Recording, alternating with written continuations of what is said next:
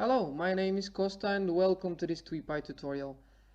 In the last week I've been playing around with it and I learned that it can be used to make some very interesting analysis, so I've decided to make a short tutorial on it. What you can expect in it is, well, first of all we'll go with the basics, so how to post tweet using Python, how to get some user related information such as the location, description, the username, the ID. Then we will figure out how to display the latest tweets based on a certain keyword. Then we will check how to display the latest trends, and this will sum up the introduction part. Afterwards we will go into more analysis and we are going to use text blob to find out whether some tweets are positive or negative. An example, we can analyze whether CNN is actually tweeting negatively about Trump, and as we all know, Trump calls CNN fake news. But we can also take a look into Elon Musk, who we all know as well, and check how many of his tweets are actually Tesla related as opposed to some other company. So before we start, please make sure that you have Python installed and that you already have a Twitter account. Now, as you already know, the goal is to get some data out of Twitter. And of course, Twitter will not give access to the database to everyone for no reason. So the way it works is we request the access to Twitter. How we do that is we first log to our Twitter account.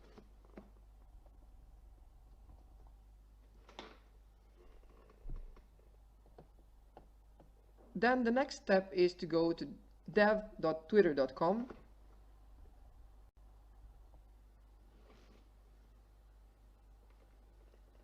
And once you're on this website, on the top right hand, you can see that there's a separate part, a separate button that leads you to the Twitter apps.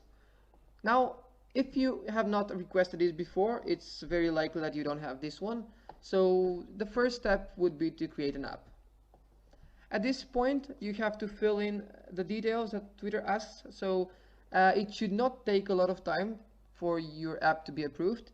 But of course, it depends on the reason why you want to have this access to the Twitter database. So for example, if you write that you need this app for learning purposes, then it is very likely that they're going to approve it.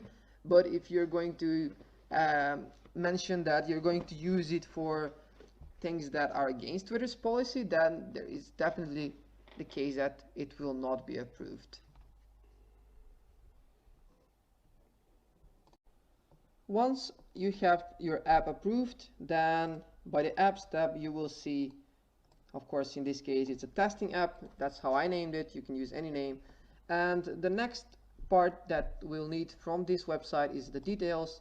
So if you go to the keys and tokens, I will not go there right now, of course, because I should not share the tokens or the keys, and I would advise you not to do that as well. But what you're going to see in this section is there are four keys, actually 2 keys and 2 tokens that we are going to use to create our apps. So up until this point, I hope that you have both the Python installed on your PC, your Twitter account, and an app that you can use to follow this tutorial. If you don't have, then I would suggest to pause the video and then continue when you have all, because I believe that learning is much faster with doing what you're actually learning instead of just following it via a tutorial or a book or anything else. So let's continue. The first step is to install Tweepy, or if you already have it, then import it. If you don't have it, then just use pip install and install Tweepy. Again, as mentioned, there will be 2 keys and 2 tokens. So one would be the consumer token that you need to include as part of your script.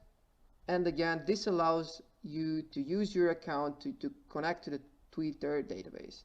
Then you will have a consumer secret,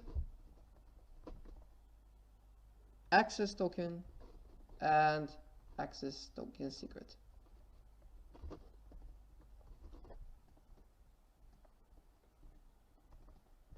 Again, you can find these in the Twitter developer, after you select the app, under keys and tokens. I'm not going to share them, of course, so what I'm going to do is I'm going to scroll a bit down, and then I'm going to fill them on my other screen for a second. So after you have them, there are two lines of code that you need to include to connect to the database. Just copy or rewrite the code. You don't have to go into detail about these, what they do in the background, but it's basically authenticating or checking that the data that you put, the consumer token and the access token, are actually correct. Lastly, we have to connect to the API.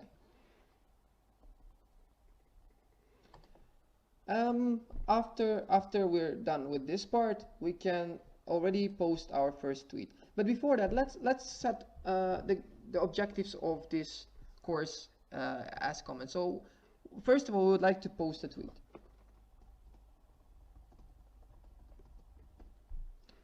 Then our second would be to get some user-related info. Then I would say the third one could be to display tweets based on keyword. The fourth one could be to display trends. And then the last one would be to use text block. Alright, I'm going to comment these so we don't run them. So the first one is to post a tweet. So how do we post a tweet? Well, basically every tweet is a status that we post. So in order to do that, what we need to do is api.update status, and then in brackets what we do is we post the update that we need. So it could be anything. It could be I would say I'm making a Tweepy tutorial. I'm recording a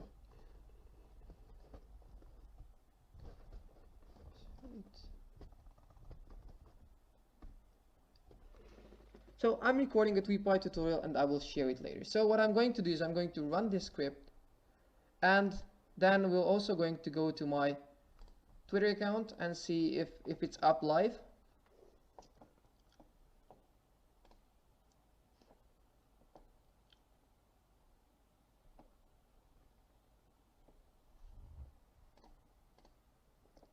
Oh, I should save it. So let's say it would be the Tweepy tutorial code. So we did not have the tweet, but it has run.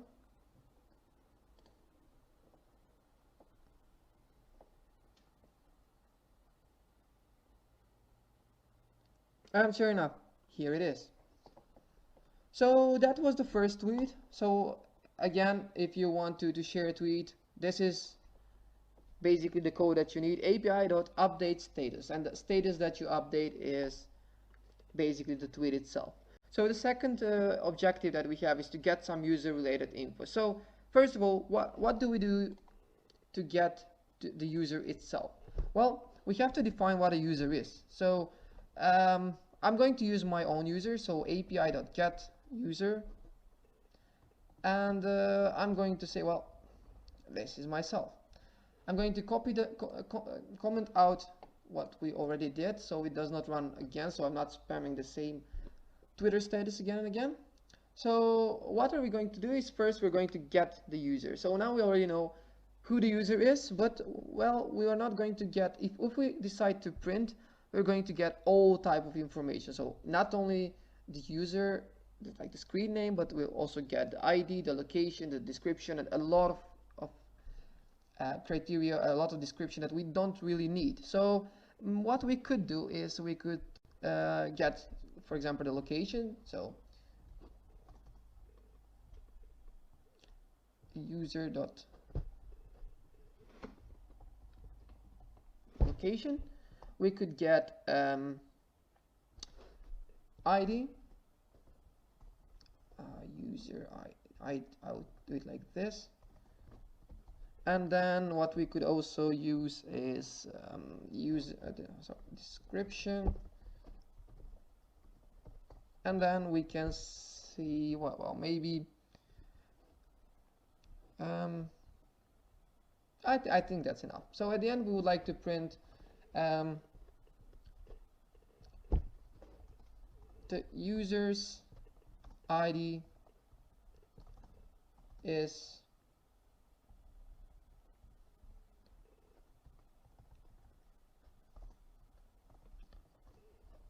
plus user ID.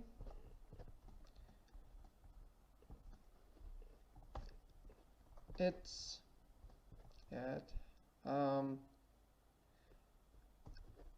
the description of the user is plus description plus, and the location of the user is plus the location. So what else we could do is we did not, the user is plus user. User, I would say maybe up here we could say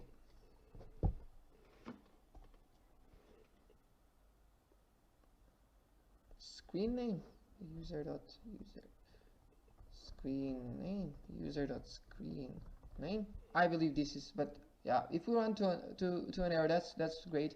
We can also go through that.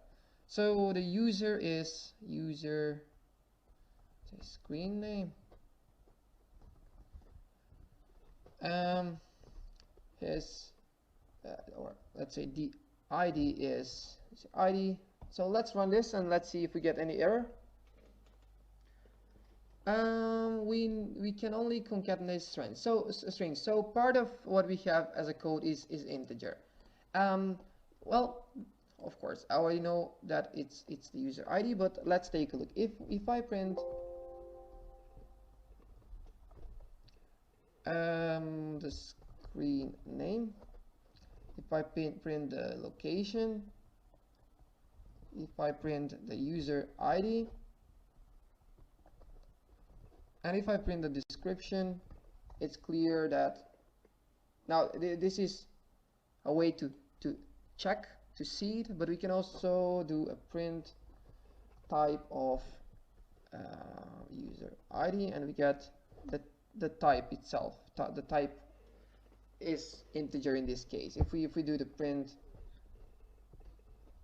if we print the type of the screen name, we can see that it is a string.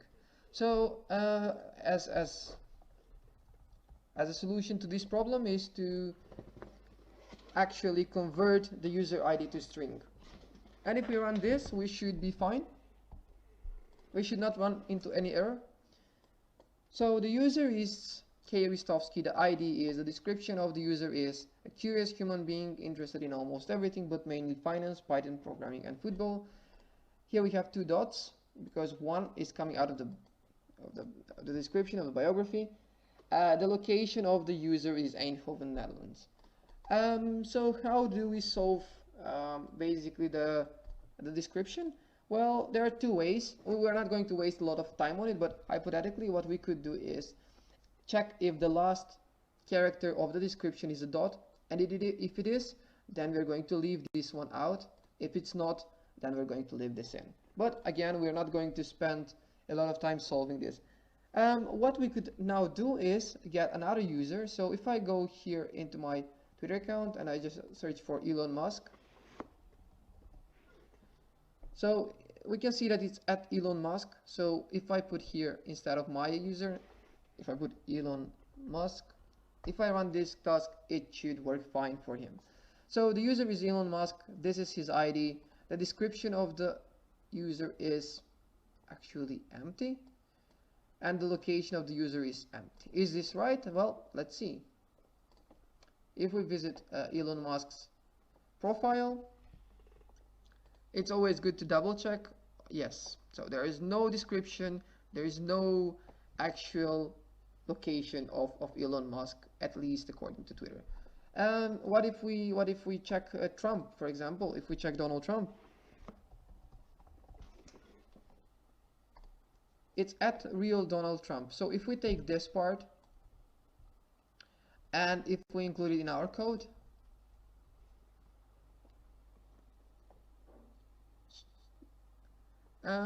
we can't, and we get an error that we can't decode characters in some position. And this is a good error to run into, and I would say that there are two ways that we could solve this. Of course, the first one is if I just put the answer, and the second one is if we go through it and Google together. So how do you go over a specific problem? So while one thing is you could always Google. So we're not sure where it's coming from, but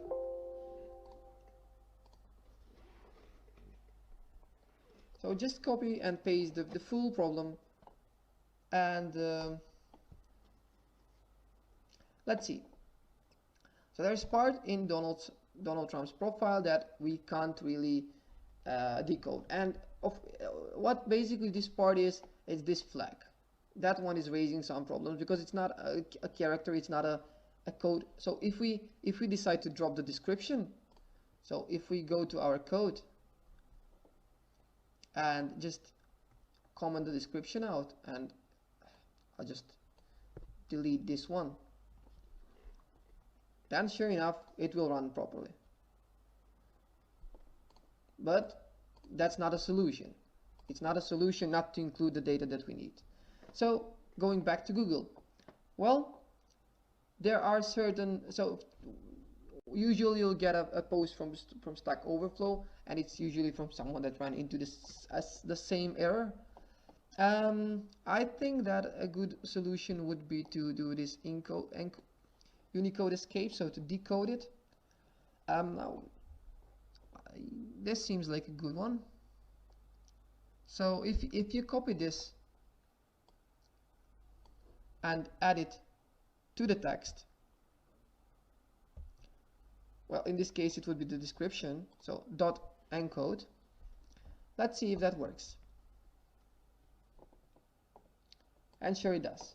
But what you can notice is that we get the user, we get the ID, we get the description, and then for the flag we get a different type of code. Of course, the flag itself has a different code. It's not a character, so we can't kind of translate it into words.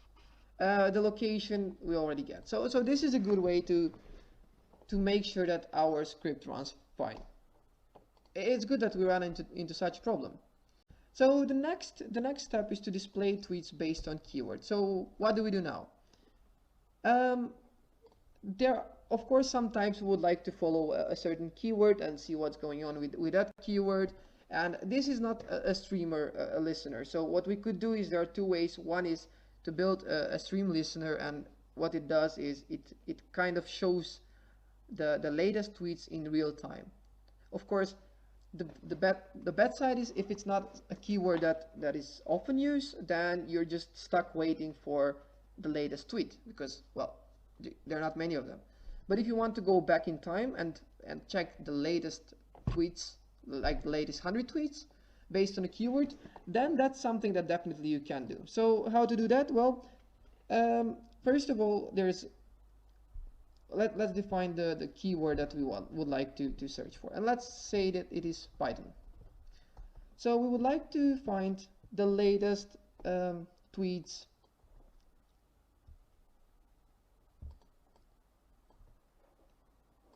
that include the word Python.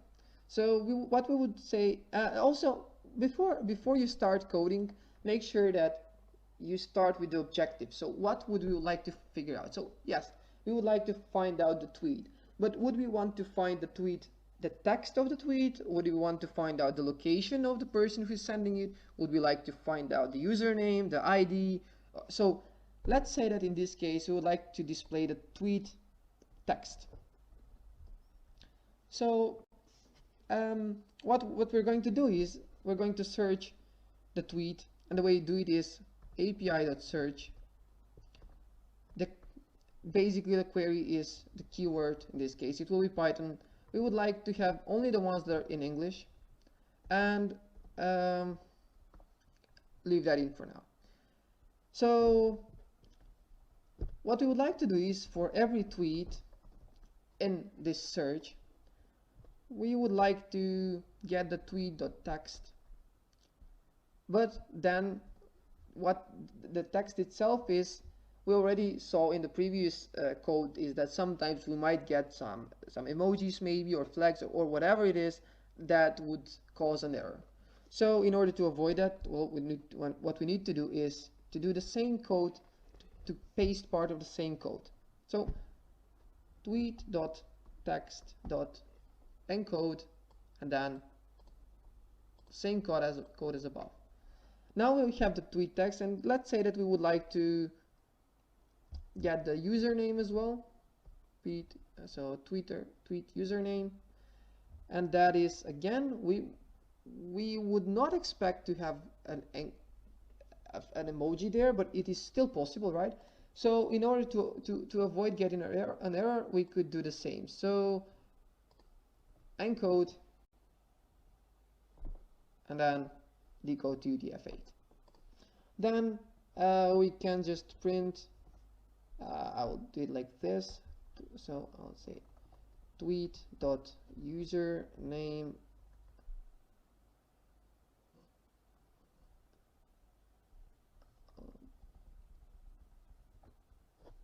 using the curly brackets, and then I would like to tweet the tweet text.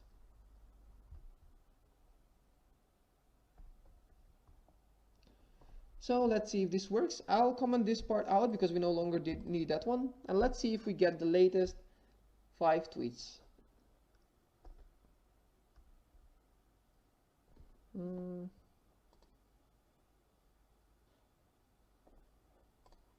So tweet.username, tweet.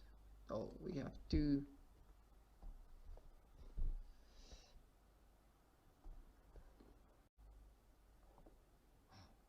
Missing a bracket, that's fine.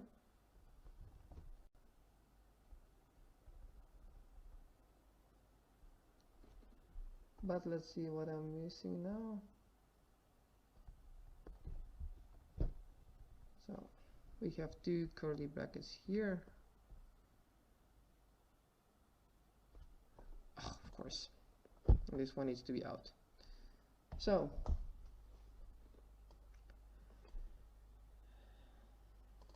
we have the last 10 tweets that have the word Python in it, and sure enough, if we go to Twitter and if we search for Python and we get the latest, we should get, well, more or less this 40 seconds. Virginia Volchak, the Learning Academy.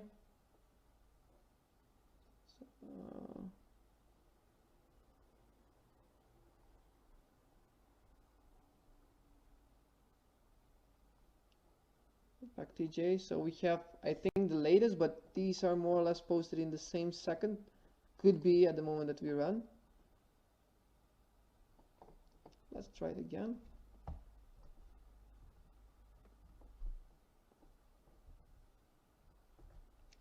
So now the latest one should be the one by bitmob. Yeah, I'm curious. Then Virginia, then for some reason this one is being avoided. But it's fine because it does not contain, oh, here is Python. Oh, it searches, that's strange. That's interesting.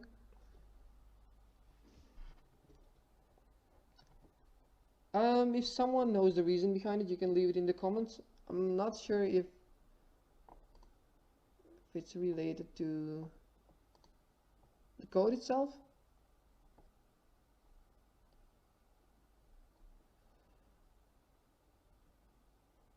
So I'm going to, yeah, it's fine. Let's leave it for now. But this is how to get the latest tweets that are Python related.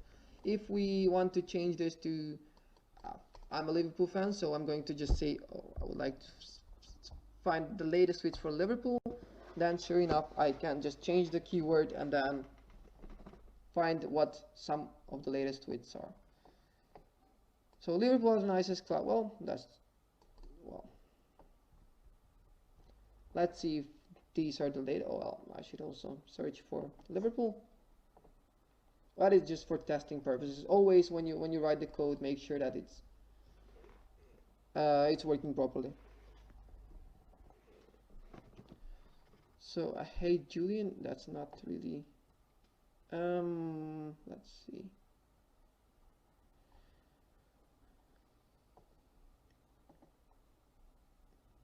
Oh, but yeah, I already see one of the differences is that there are some retweets, and that's different. So retweets are not shown here. For example,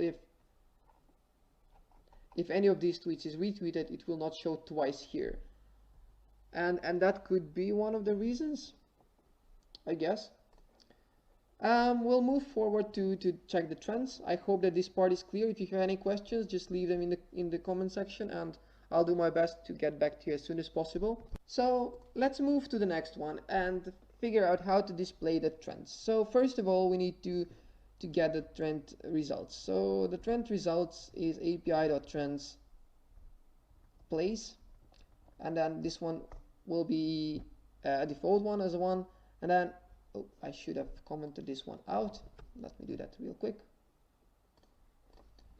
So if we get the trend results, we can print them, and we would see that there's a lot of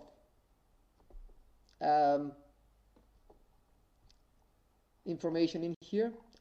But what we need is the trends. So what we will do is for trend in trend result, that's 0 trend results, and then if it contains, we saw the word trends, so the trends one, we would like to print the trend name. Let me see if this is correct. For trend in trade results 0, we need to get the trends. Yes, and then we need to print the trend name. So what we do is we get the trends and then we print the trend name. So let's see if this works.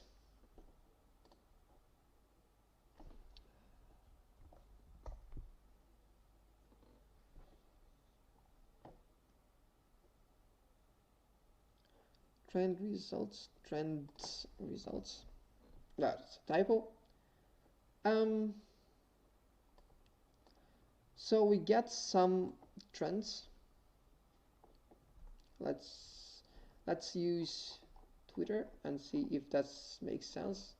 So the first one would be a very random one for me, but it sure makes sense somewhere in the world. So trending worldwide, we can already see that this is actually it matches with the list from Twitter.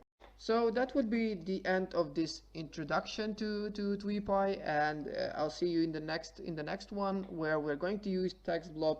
And again, so I can even write this down. So we're going to check first, how often does Elon Musk mention Tesla? And this is actually without text blob, so maybe we'll put number 6, and then number 5 would be just some simple analysis. And using text blob, what we're going to do is we're going to check how positive or negative are CNN's tweets about Trump. So let's see if this sounds like something that you would like to follow. Then join me in the next video. If not, I hope that what we went through so far will be useful and that you will make use of it. If you want, you can always think of some fun projects to do with even with what we learned here. So note that we did not save any of the data into the file. We did not graph any of it. We did not use any at all analysis yet. But what we could do is, well, if we want to check what's going on with Liverpool Football Club, then what we can do is get the latest tweets, and then check where the users are coming from, and then make some analysis on where most of the fans are.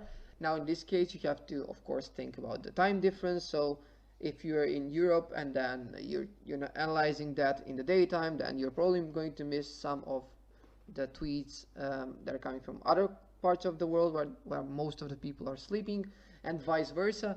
But what you can of course do is, if you take a period of 24 hours, then you should have a nice estimate for the user's location, or the football fan location that tweet about Liverpool. What you can also do is check, maybe get actually we'll go through that next, to analyze users based, only if they actually meet certain criteria. Like we would like to check the tweets only if the users have at least 100 followers, or at least 200 followers, or at least 500 tweets, and so on. If that sounds like something that you're interested in, then I'm looking forward to explaining that to you in the next video.